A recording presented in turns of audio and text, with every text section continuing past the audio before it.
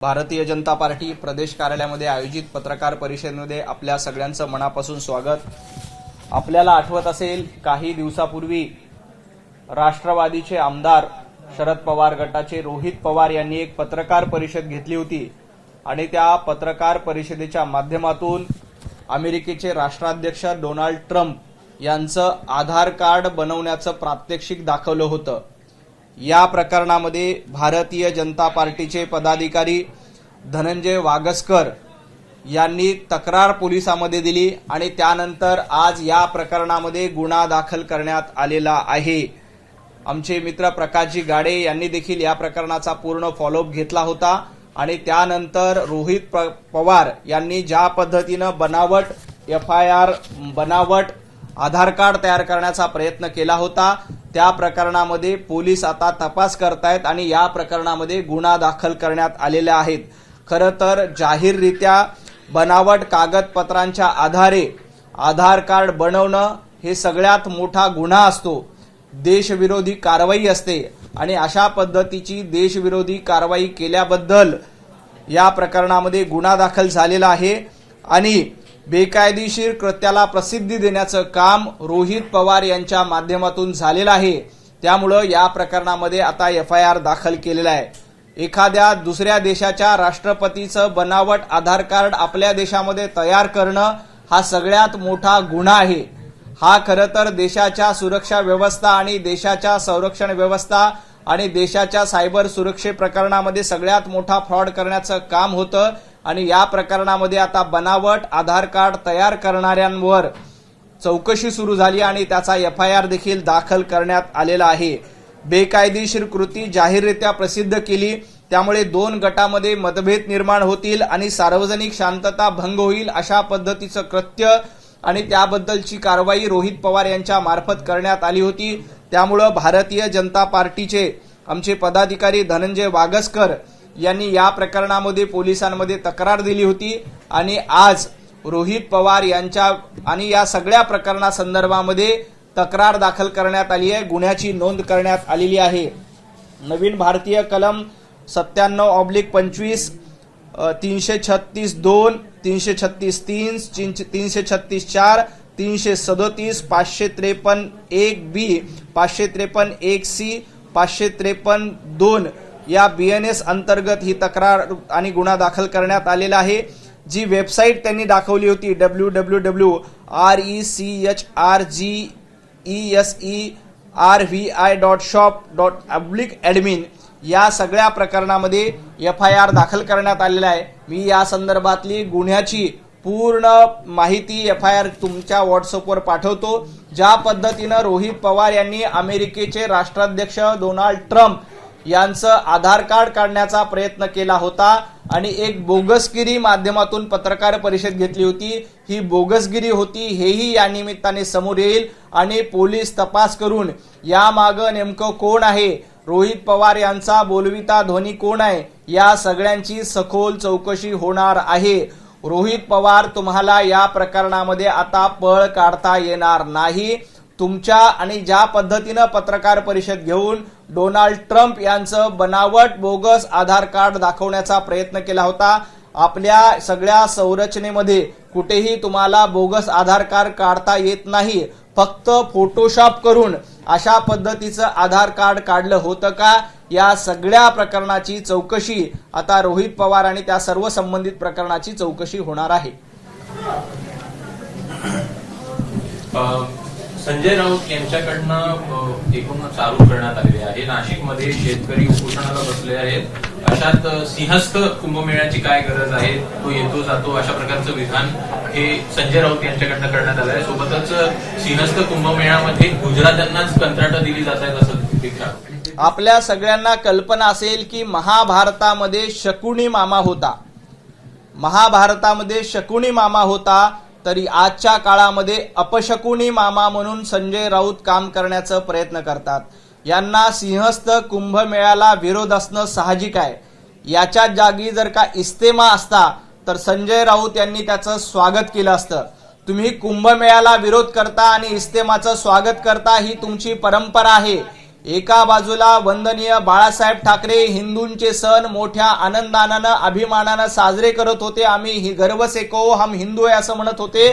परंतु संजय राऊत हे औरंगजेबाचे डीएनए पुढे नेण्याचं काम करतायत. त्यामुळे त्यांना हिंदूंच्या सणाबद्दल ऑब्जेक्शन असणं साहजिक आहे. या ठिकाणी इस्तेमा असता तर निश्चितपणे संजय राऊत यांनी त्याचं स्वागत केलं असतं आणि सिंहस्थ कुंभमेळ्याला विरोध करण्याचं पाप हे अपशकुनी मामा संजय राऊत करतायत. महाभारतामध्ये ज्या पद्धतीनं कौरवाची अवस्था झाली तशाच पद्धतीनं अपशकुनी मामा असलेल्या संजय राऊत यांची देखील अवस्था होईल. तुम्ही हिंदूंच्या कुंभमेळ्याला विरोध करण्याचं पाप संजय राऊत करत आहेत. तुम्ही इस्तेमांचं स्वागत करतायत आणि कुंभमेळ्याला विरोध करतायत. तिथल्या शेतकऱ्यांचा कुठेही याला विरोध नाही. शेतकऱ्यांच्या सोबत हे सरकार आहे.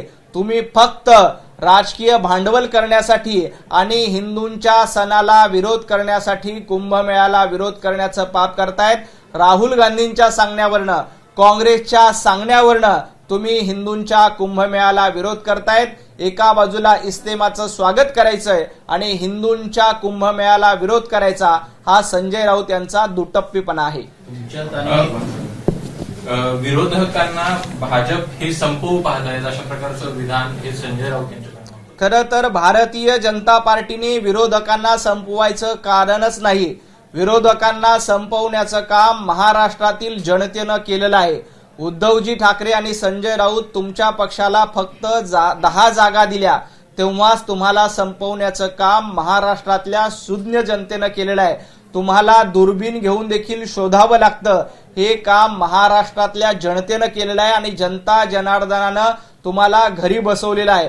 त्यामुळं विरोधकांना संपवण्यासाठी भारतीय जनता पार्टीची गरज नाही. महाराष्ट्रातल्या 14 कोटी जनतेनं विरोधकांना संपवलेलं आहे आणि दुर्बीण घेऊन शोधायला देखील विरोधक आता शिल्लक नाहीत. येणाऱ्या महापालिका निवडणुकीत याच्यापेक्षा वाईट अवस्था तुमची होईल. बावनकुळेंचा भ्रष्टाचार काढणार आहे अशा प्रकारचं विधान हे संजय राऊत करताना दिसतात. त्यांची प्रॉपर्टी विकली तरी 7-12 कोटी होईल असं विधान हे संजय राऊत करताना दिसतात. 2 दिवसात आम्ही त्यांचा भ्रष्टाचार काढू असं ते म्हणतात. आदरणीय बावनकुळे साहेबांचा भ्रष्टाचार काढण्याच्या गप्पा कोण करते? जे स्वतः संजय राऊत भ्रष्टाचाराच्या प्रकरणावर जामिनावर बाहेर आहेत.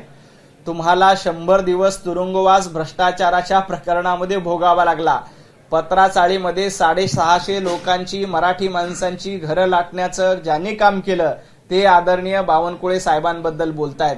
आणि प्रॉपर्टी विकून शेतकऱ्यांचा 7-12 कोरा करायचा असेल तर संजय राऊत तुमची भांडूपची, संजय राऊत तुमची अलिबागची प्रॉपर्टी विक्री करायला सुरुवात करा आणि शेतकऱ्यांना मदत करा. तुम्ही तुमचं सरकार असताना रोज 100 कोटी रुपये वसुली केले होते. या न्यायाने जवळपास 9.5 लाख कोटी रुपये मागच्या 2.5 वर्षामध्ये तुमच्याकडे जमा झाले असतील. ते 9.5 लाख कोटी रुपये जरा शेतकऱ्यांना द्या म्हणजे शेतकऱ्यांचा 7-12 कोरा होईल, शेतकऱ्यांना आधार होईल. बावनकुळे साहेब हे स्वच्छ प्रतिमेचे नेते आहेत. जनतेतून 5 वेळेला निवडून आलेले आहेत. जनतेचा विश्वास आदरणीय बावनकुळे साहेबांवर आहे. तुमचा विश्वास भांडूपच्या गल्लीमध्ये पण नाही. तुम्ही गाढव नाक्याचं नेतृत्व करताय. त्यामुळे बावनकुळे साहेबांवर तुम्ही बोलू नका. आदित्य ठाकरेची कट्यार ही भाजपच्या काळजामध्ये कुठेतरी घुसली आहे आणि त्यामुळे त्यांचा तीळपापड झाला असा प्रकारचा आरोप संजय राऊत. आदित्य ठाकरे आणि कट्यार हे समीकरणच जुळत नाही. खरं तर महाराष्ट्रातल्या जनतेनं तुमच्या मतरूपी खंजीर तुमच्या पोटामध्ये खुपसवायचं काम केलंय. कट्यार तुमच्या काळजामध्ये जनतेनं घुसवलेली आहे. विधानसभेचा निकाल, विधानसभेला ज्या पद्धतीनं जनमताचा कौल आला आणि जनमतानं कट्यार विधानसभेच्या निमित्ताने विधानसभेच्या निवडणुकीत कट्यार तुमच्या काळजामध्ये घुसवलेली आहे. जनतेची ही कट्यार घुसवल्यामुळे तुमच्या पोटात अजूनही दुखते. तुमच्या पोटामध्ये विधानसभेच्या निवडणुकीला घुसलेल्या कट्यारीमुळे जे जखमा झाल्यात त्या अजूनही भरून निघत नाहीत. यापुढे देखील महापालिका निवडणुकीमध्ये महाराष्ट्रातील 14 कोटी जनता तुमच्या याच्यामध्ये कट्यार घुसवल्याशिवाय राहणार नाही आणि ही कट्यार तुमच्या काळजामध्ये घुसेल आणि मुंबई महापालिका निवडणुकीत तुमचा पराभव होईल. त्यावेळेला रडत बसू नका, एवढंच मला संजय राऊतांना सांगायचंय. राहिला प्रश्न आदित्य ठाकरेंचा, आदित्य ठाकरे हे महाराष्ट्रातील पप्पू होऊ पाहतायत. कृपया त्यांनी राहुल गांधींच्या पावलावर पाऊल ठेवून महाराष्ट्रातील पप्पू होण्याचा प्रयत्न करू नये. जनता जनार्दन सुज्ञ आहे. एक दिवस ही मतरूपी कट्यार तुमच्या काळजामध्ये पुन्हा एकदा घुसवतील, त्यावेळेला रडत बसू नका. अॅनाकोंडा काहीही गिळतो आणि एकनाथ शिंदे हे अॅनाकोंडाचं पिल्लू आहे, अशा प्रकारचा आरोप हे संजय राऊत करतात. खरं तर संजय राऊत हे स्वतः उंदीर आहेत. हे उंदीर लोकांचे, शेतकऱ्यांचे धान्य खातो. हा उंदीर महापालिकेमध्ये खाद्य खातो. हा उंदीर महापालिकेतली खिचडी खातो. हा उंदीर गोरेगाव मधल्या पत्राचाळीतल्या लोकांची घरं खातो.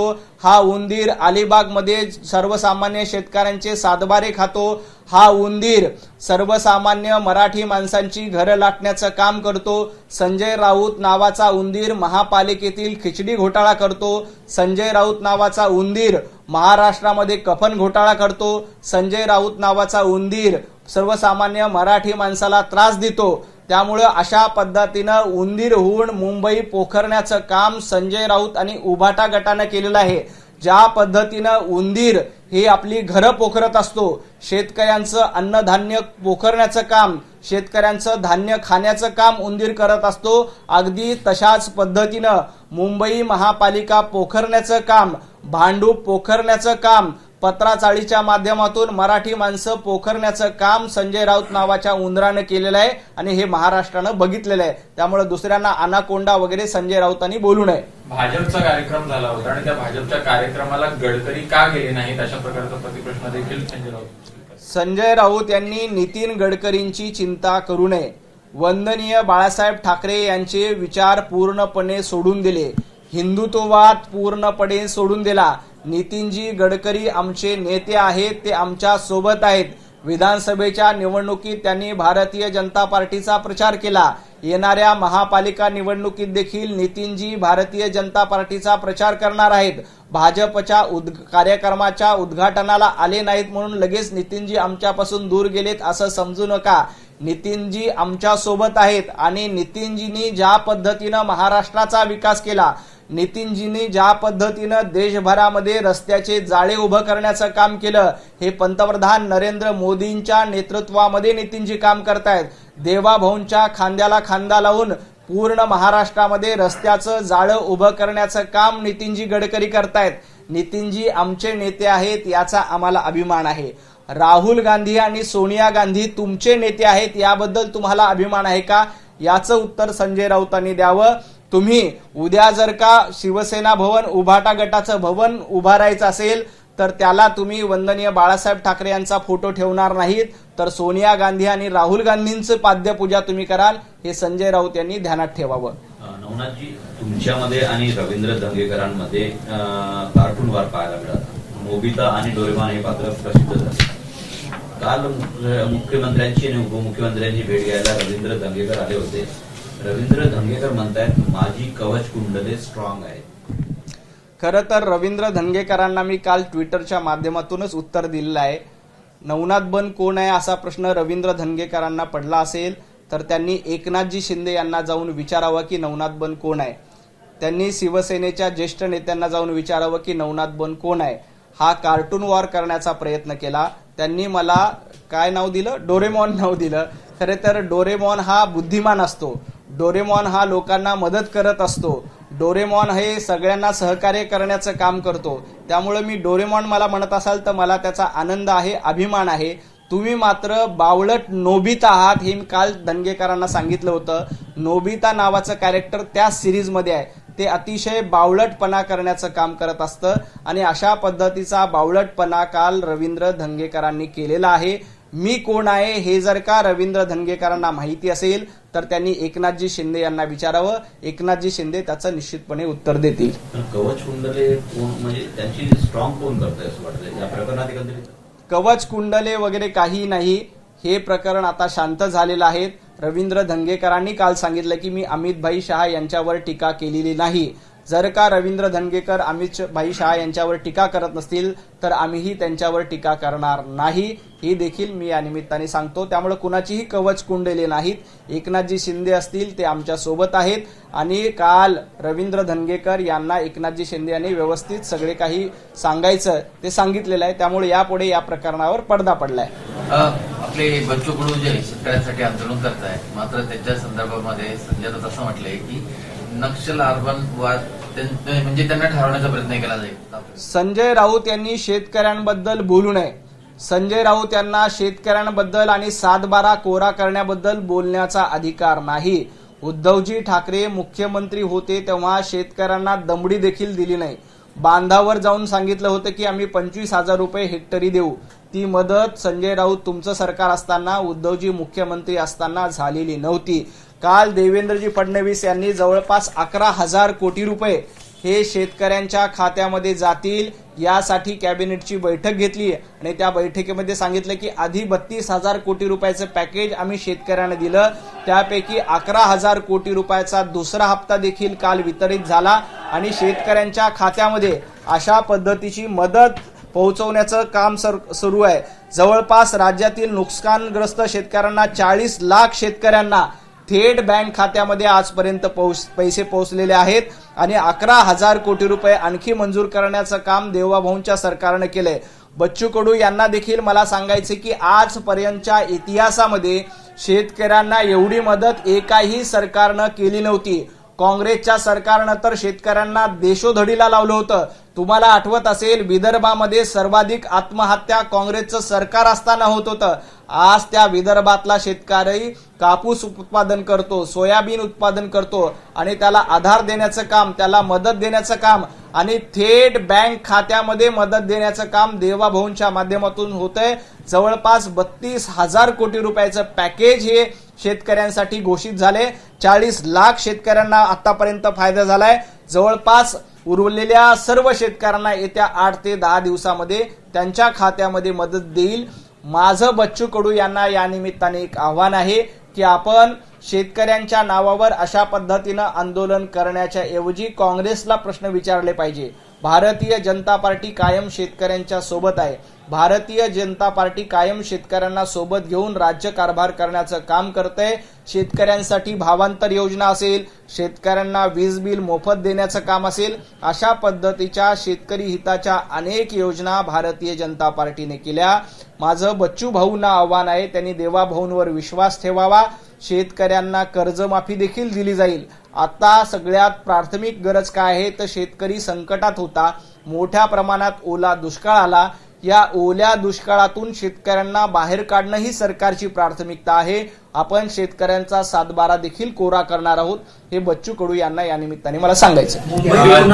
काँग्रेसनं स्वबळाची तयारी सुरू केली आणि गेल्या 2 दिवसात त्यांनी जवळपास 100हून अधिक अर्ज वाटप केलेले. काँग्रेस आणि उभाटा गट यांचं जमणारच नव्हतं. काँग्रेस आणि उभाटा गटाची युती किंवा आघाडी ही वैचारिक आघाडी नव्हती, तर ती एकमेकांची सत्ता मिळावी एवढ्यापुरती आघाडी होती. ज्या वेळेला सत्ता गेली त्यावेळेलाच महाविकास आघाडीच्या ठिकऱ्या उडणार हे वास्तव होतं. आता महापालिका निवडणुकीत महाविकास आघाडीच्या ठिकऱ्या उडताना तुम्हाला दिसतील. काँग्रेस आपल्या बेडूक उड्या मांडण्याचं काम करेल. उद्धवजी ठाकरे देखील म्हणतायत की आम्ही सोबळावर लढू, आम्ही राज ठाकरेंना सोबत घेऊ किंवा आम्ही इतर कुणाला सोबत घेऊ.